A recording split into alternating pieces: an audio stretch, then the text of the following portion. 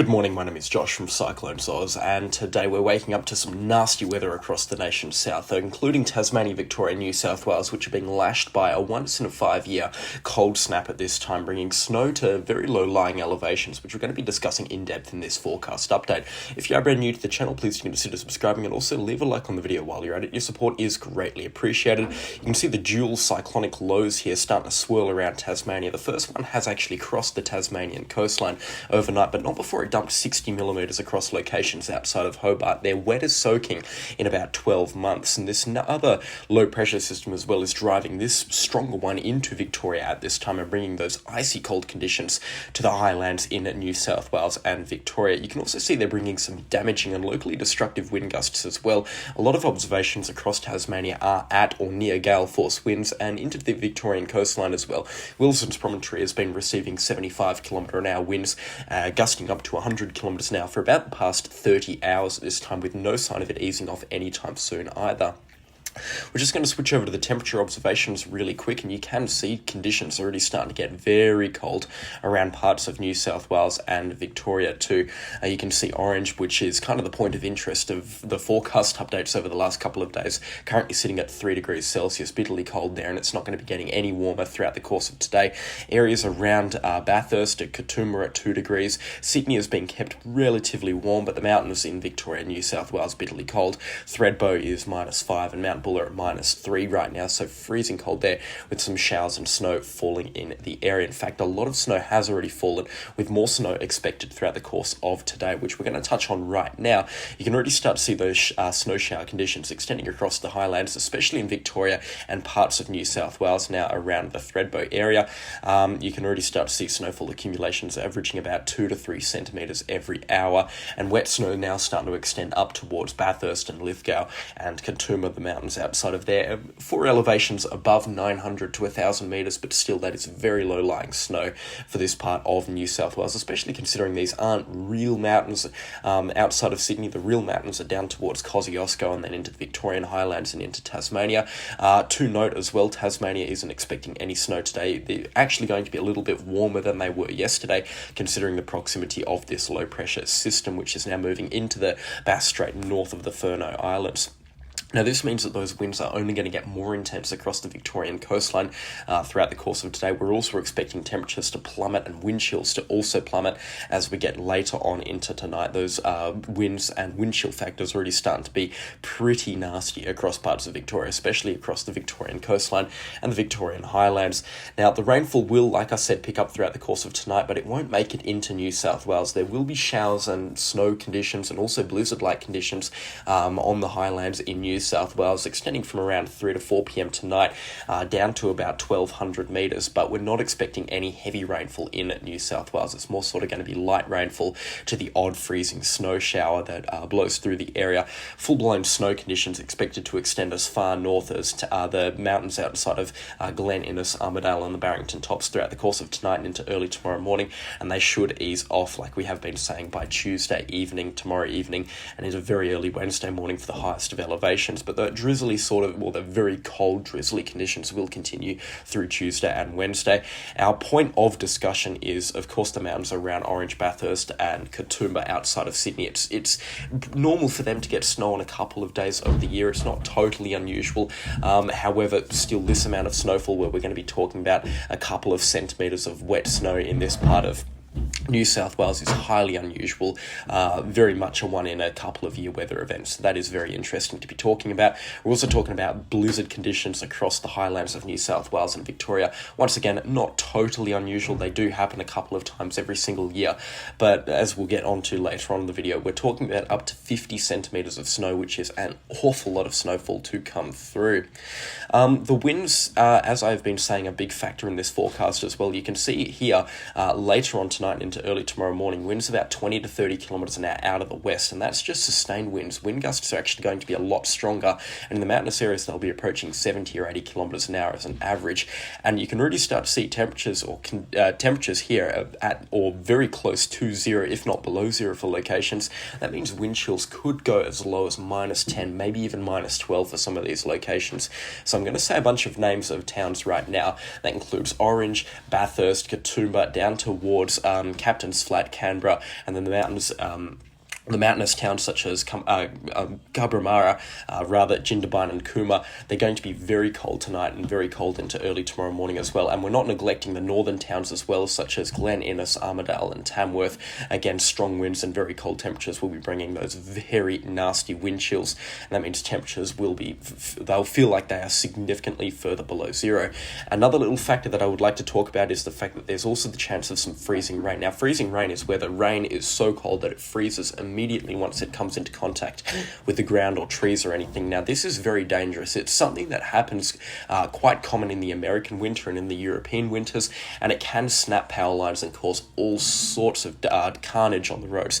So I highly recommend to stay inside and off the roads from about now, this time on Monday, until about Tuesday evening, depending on whereabouts you are, maybe Wednesday morning, just to be as safe as possible. The roads should be fine in the afternoon hours of Tuesday, unless you're in a really elevated or very icy place, but still it's just safe to stay off the roads when they are under threat from freezing rain, because it is a very dangerous factor to be driving on. We're also going to be talking about what I like to call the precipitation type map. Well, it is called the precipitation type map, but I think this map gives a very good idea of what precipitation is expected where. And I know the colour scheme on this is quite ugly, but blue, you're expecting just flat out rain. In this case, it's going to be drizzle across New South Wales. I'll just pull this back to now. And then when you're looking at these blues, whites and greys, you're talking about snow or wet snow conditions. And the wet snow does extend quite far down. In Victoria, we're expecting wet snow for elevations as low as 800 metres. For New South Wales, it's going to be about 800 to 900 metres. As you get further north up towards the Barrington Tops, it'll be about 11 to 1300 metres where the wet snow does start. But you can see it more clearly here because the precipitation is going to be so light.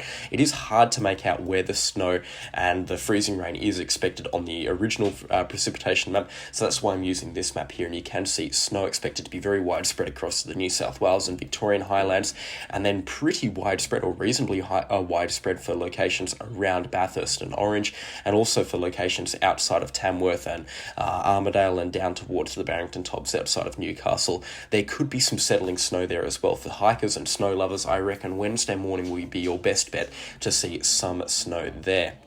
Now, I've spent the last 7 minutes rambling about this weather event that is only going to be dragging on for the next couple of days. So we're just going to pull this forecast through to Tuesday afternoon. You can see this low pressure system here in the Tasman Sea starting to pull away from the Tasmanian and the Victorian coastline. It does still get once again quite close to the New South Wales coastline.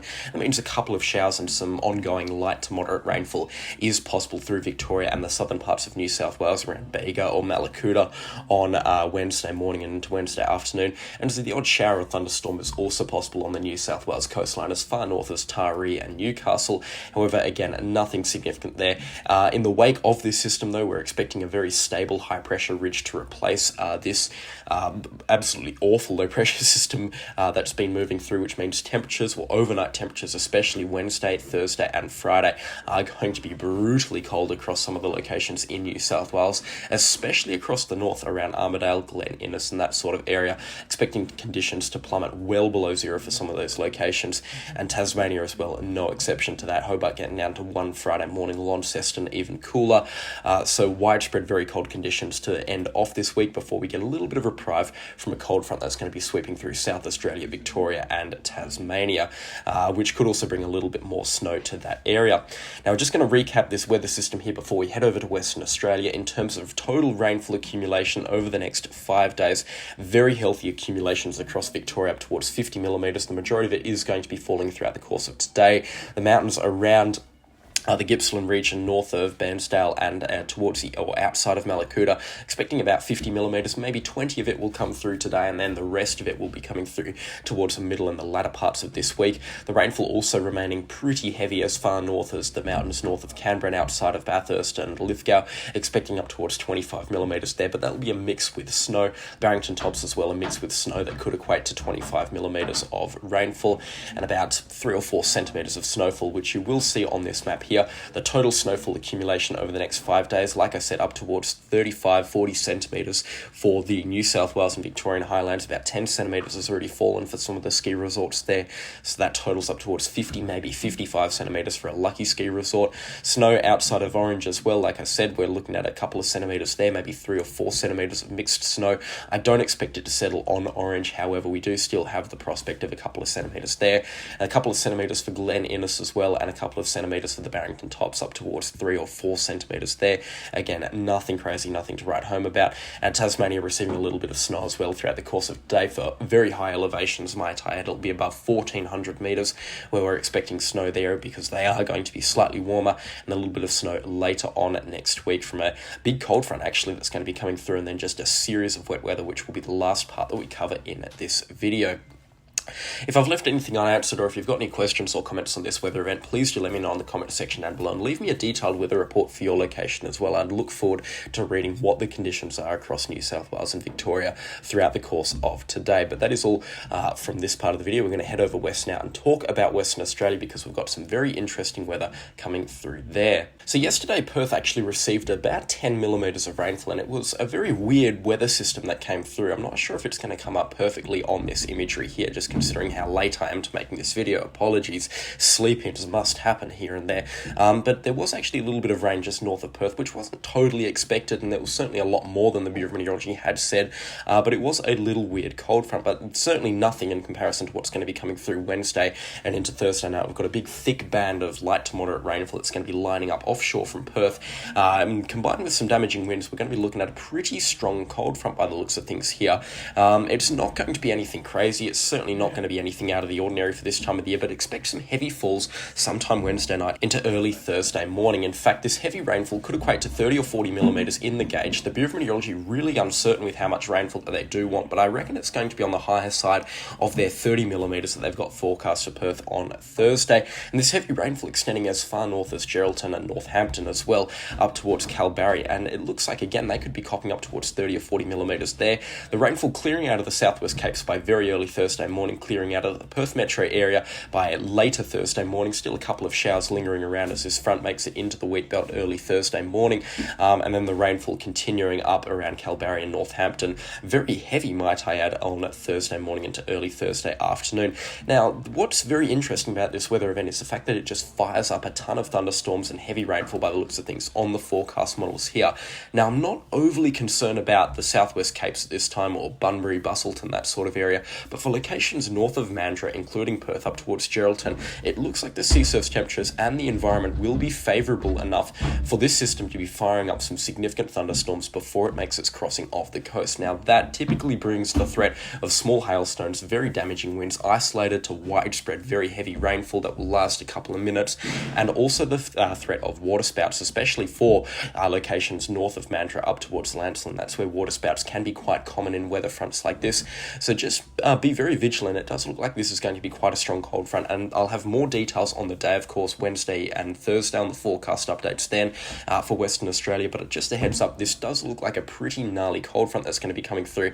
We haven't even talked about wind gusts yet either. You can see widespread wind gusts, a big swathe of gale force winds here moving through with gusts up towards 75 kilometres an hour. That certainly does look pretty significant, that's for sure. So certainly a very powerful weather system that's going to be blasting through the southwest corner of Western Australia. Very interesting to be looking at, considering it has grown significantly stronger over the last couple of forecast model runs. What's interesting as well is behind it, we're also expecting another cold front to come through, bringing in what looks to be a bit of a polar blast with some heavy showers and very cool conditions in its wake Thursday evening and Friday morning, and that's going to just add to the rainfall total, which is looking very healthy, might I add, especially for the southwest corner and the agricultural districts in the wheat belt. Don't be fooled, the 5-day forecast doesn't paint the full picture here. We're looking at up towards 50 or 60 millimetres outside of Cervantes and Jurien Bay, 40 millimetres for Perth, and up towards 50 millimetres around Busselton, Bunbury, Walpole and Albany copping about 20 millimetres, and even into the wheat belt as well. I know it doesn't really make it into the eastern wheat belt, but for a line from Southern Cross down towards Ravensthorpe and basically everywhere towards the west of it, which is the majority of the wheat belt after all, expecting at least 10 millimetres and up towards 20 millimetres for some lucky locations. Looking like it's also going to be a good week of rainfall after this front comes through. In fact, up to 150 50 millimetres of the stuff expected offshore from the southwest Capes. However, this is from a very uncertain cold front, and it isn't reciprocated amongst the other forecast models, as you can see, unfortunately. So we will touch on that in a later forecast update. Unfortunately, I'm going to have to wrap this video up. As you can hear in the background, there is a ton of construction works happening at my house right now. So I'm going to have to end it on this note here. We will get a much more in-depth forecast update tomorrow on what's going to be happening, especially with Tasmania and also for Victoria and New South Wales. Apologies, I cannot continue with this noise here. A special shout out to the channel sponsors. Their names are on screen right now, and without their support, I could not be running this show. So their support is, like I've been saying for the last 6 months, greatly appreciated. If you want to get your name on that list as well, please do click the join button and select a category that you'd like to intensify to. Leave a like on the video as well if you haven't already, and subscribe to the channel as well, getting close to 20,000 of views. So incredible support that I'm incredibly grateful for. But that is all from me today, and I'll catch you all in the next storm. Goodbye.